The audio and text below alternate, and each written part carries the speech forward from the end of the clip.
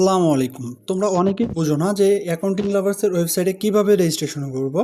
সেক্ষেত্রে অ্যাকাউন্টিং লাভার্সের যে মেসেজটি এখানে দেখো ওয়েবসাইটের লিঙ্ক দেওয়া আছে।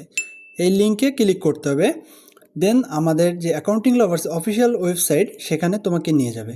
এখানে তুমি নিশ্চয়ই সমস্যায় পড়ো যে সাইন আপ পাচ্ছ না। এখানে অবশ্যই সাইন আপ আছে। এখানে যে মূল মেনু দেখতে পাচ্ছ উপরে, এই মূল মেনুতে ক্লিক করতে হবে।